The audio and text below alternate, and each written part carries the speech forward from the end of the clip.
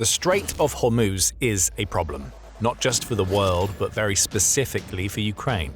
Russia is trying to benefit from an oil windfall caused by rising prices, and Ukraine is about to do something about it. And it gets worse for Putin. Ukraine is bringing the UK along for the ride. Even the US can't believe what the UK and Ukraine are doing, as what was meant to unblock Ukraine is now going to unblock the Strait of Hormuz. The mine hunters are being readied. 4 of them, in fact, all of which Ukraine says that it is ready to deploy whenever they're needed to unblock the Strait of Hormuz and return some semblance of normality to a global energy industry that has been shaken by the conflict in Iran. The news came ahead of Ukrainian naval officers attending a multinational military planning summit on April 22nd, which involved more than 30 nations. Ukraine made it very clear that it's ready to help in whatever way it can. Speaking to The Times, an unnamed Ukrainian source laid it all out. The source said, "We are ready to offer everything. There are 4 mine hunters, all in Portsmouth. They can't go to Ukraine because, first of all, they would be target number 1, and secondly, because of the Montreux Convention," the source told the outlet. That gives you a little clue about what the UK has to do with all of this. As for the Montreux Convention, that gives Turkey the authority to restrict or prohibit passage of military vessels from any nation into the Black Sea. Turkey controls the 2 straits that lead into this crucial sea, which has been the naval battleground in the Ukraine war. Ukraine can't send its mine hunters into the Black Sea, so it's ready to send them to the Strait of Hormuz instead. And here's where it gets serious. The ships that Ukraine is planning to send to the Gulf are all purpose-built to deal with one of the key problems that Iran is trying to create in that waterway, and at least one of them has experience operating under the very conditions under which it will need to operate if it does get sent on Ukraine's Gulf-saving mission. Right now, Ukraine has 4 mine-hunting ships that it isn't able to send into the Black Sea. 2 of them are Royal Navy Sandown-class mine hunters that were donated to Ukraine by the UK back in 2023 to strengthen Ukraine's ability to operate at sea. The HMS Soaring and the HMS Grimsby are going to play a crucial role in Ukraine's coastal defenses once its war with Russia is over. But right now they're sitting in a port doing not a whole lot of anything. Ukraine says it's willing to change that as it builds on its efforts to unblock Hormuz and turn itself into a major player in the Gulf. The other 2 ships that Ukraine has ready to go are the UNS Melitopol and UNS Mariupol, which were handed to Ukraine by the Dutch and Belgian navies. Like the 2 former Royal Navy ships, those 2 vessels are waiting in port for any opportunity to see any kind of action in the Strait of Hormuz. The HMS Soaring, in particular, will be a very welcome addition to the solution for the Strait of Hormuz problem. It's been to the Middle East before. Back in 2018, the mine hunter began what ended up being a 3-year deployment to the Middle East, where it was tasked with securing shipping lanes for merchant ships. The HMS Soaring handled mines that have been placed in deep waters because it has a special sonar that can be detached from the hull and lowered deep into the sea. The HMS Grimsby comes from the same class of mine hunters, so we can assume it has this capability too. And it's here where we see the UK's role in all of this start to emerge. We have the obvious one, of course. 2 of the ships that Ukraine is planning to send into the Gulf come from the Royal Navy. But it runs a lot deeper than that. Both of those ships, along with Ukraine's other mine hunters, are currently docked in UK ports. In the cases of the UNS Melitopol and Mariupol, those vessels are actively crewed by Ukrainian sailors and training with the Royal Navy as they await their deployment to the Strait of Hormuz. There is coordination happening here. The UK didn't just give its ships to Ukraine, it's making sure that Ukraine can use them. So when Ukraine is ready to send 4 mine hunters into the Strait of Hormuz, it isn't making empty promises. It knows those ships and their crews are ready. The UK has made sure of them. Adding to the UK's involvement, the deployment of Ukraine's 4 mine hunters would most likely come as part of a joint UK and French effort to unblock the Strait of Hormuz. That's what the April 22nd meeting was all about. Leaders from over 30 nations met to discuss what military assets they could dedicate to the Gulf to ensure the Strait of Hormuz is reopened. Whatever mission is arranged will be strictly peaceful and defensive, UK Prime Minister Sir Keir Starmer has declared. Out of the 30, Ukraine was the first to declare its intentions even before the meeting took place. Ukraine wants to be a key player in solving the Gulf crisis, but for Putin and Russia, the real problem is that Ukraine is playing the long game. Clearing the Strait of Hormuz damages Russia's war effort. Stick with us to find out why. First, there's a caveat to all of this. The Ukrainian ships, along with the joint UK and France-led mission, will only head toward Iran when Operation Epic Fury ends. Neither the UK nor France wants to send ships into the Strait of Hormuz while there is a likelihood of the Iran war continuing. The risk is too great for the ship's crews, as they would end up engulfed in a war zone stemming from a conflict between the US, Israel, and Iran. Plus, it seems that all nations involved want to tread carefully around any potential interpretation of their actions, that could lead other countries to claim they're supporting the US directly in its war.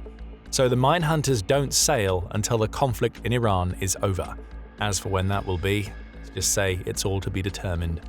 The initial truce between the US and Iran was set to expire at around the same time as Ukraine met with the 30-plus nations that are ready to keep the Strait of Hormuz open. That appears to have changed now. On April 21st, Reuters reported that the US had announced that the truce was being extended indefinitely to allow the US and Iran more time to negotiate a potential peace settlement that could bring an end to Operation Epic Fury. The problem now is that peace talks don't really seem to be going anywhere. On April 25th, PBS reported that the latest round of talks between the US and Iran appeared to have failed. Iran's top diplomat has already left Pakistan, which is where talks were being held, and US President Donald Trump has also claimed that he has told the US envoys not to travel to Islamabad. Trump has claimed that sending envoys into other countries is a waste of time when all Iran have to do is call. Iran's Foreign Minister Abbas Araghchi has also suggested that the talks aren't going particularly well. Shared Iran's position concerning workable framework to permanently end the war on Iran. Have yet to see if the US is truly serious about diplomacy, Araghchi said on social media. Right now, it's looking more likely that bombs will start dropping again than that the US and Iran will reach any sort of agreement. So for now, Ukraine's minehunters will have to wait, along with the joint mission to the Strait of Hormuz. However, as we've seen many times already, the Iran conflict can turn on a dime, as we never quite know what's happening behind the scenes.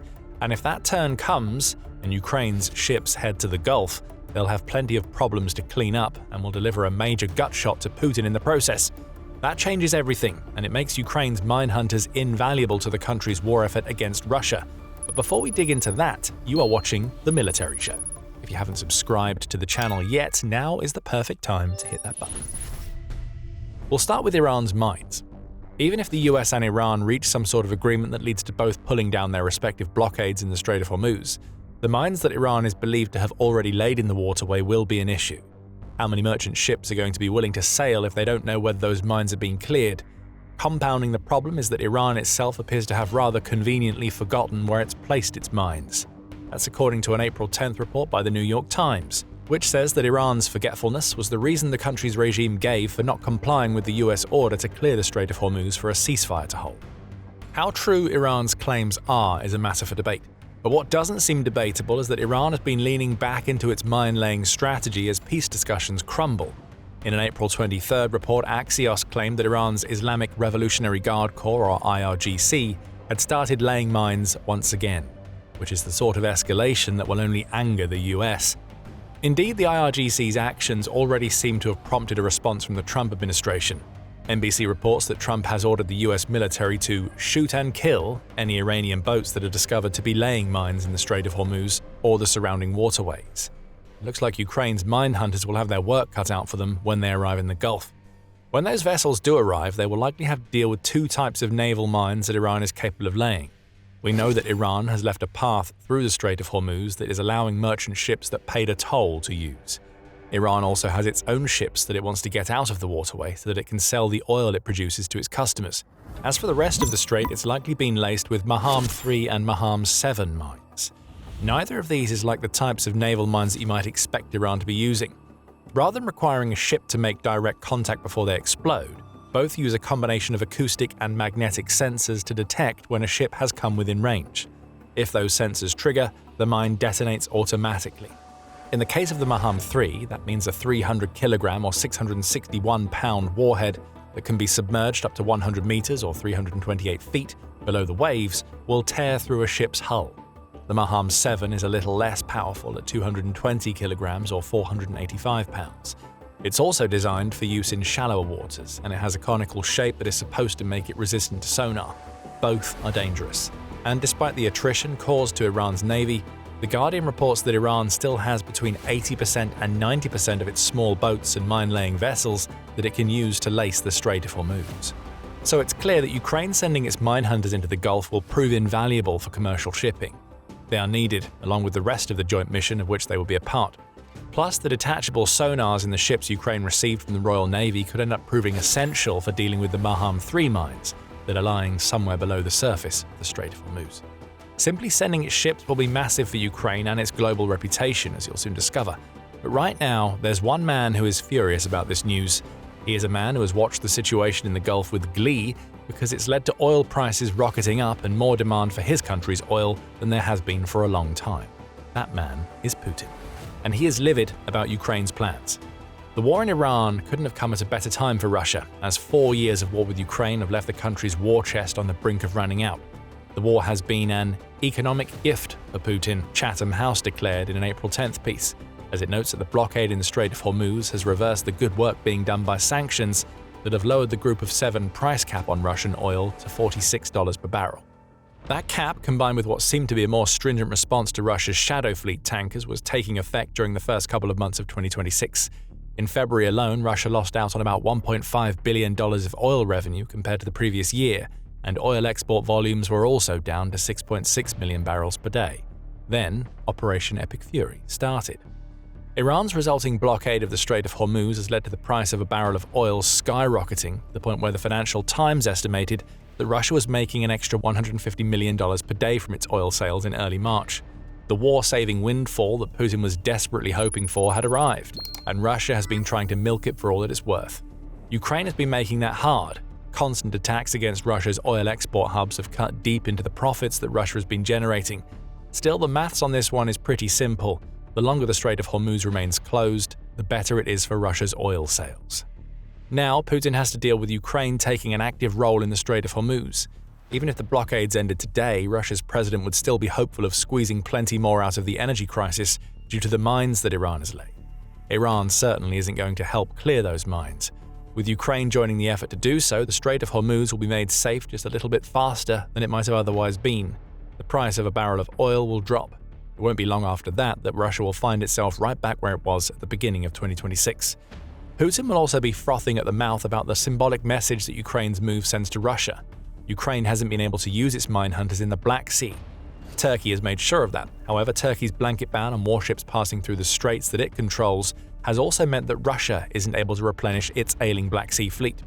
That fleet has lost about a third of its ships and has been forced to withdraw from its Crimean headquarters, all because Ukraine found ways to wreck it without needing traditional ships. Missiles, drones, and unmanned surface vessels have made Russia's fleet a near non-factor in the Black Sea.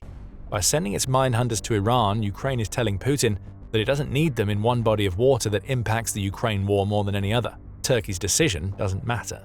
Ukraine can hurt Russia's war effort by sending its mine hunters thousands of miles away, leveraging a capability that Putin never expected Ukraine to have when he launched his invasion. It doesn't even need ships in the Black Sea to make Putin's fleet useless. Ukraine has naval power that it can deploy all over the globe. That brings us nicely to what Ukraine's move means for Ukraine itself. Ukraine doing all of this alongside a collective of European nations can't go ignored. This is Ukraine conducting a transition from aid recipient to power player that can work alongside its allies to have a true impact on the global stage. Russia ended up creating a military monster with a special military operation that was supposed to last a few days. And Ukraine is using that fact to build deeper ties with its European allies than ever before. And although it's unclear exactly how the mission that Europe's nations are planning will work alongside the US forces in the Gulf, especially after Trump branded NATO a paper tiger and told the organization to stay away from the strait, Ukraine's willingness to send ships will likely play well in the US. Trump's messaging has been mixed when it comes to the Strait of Hormuz. Sometimes he says that the US doesn't need or want help.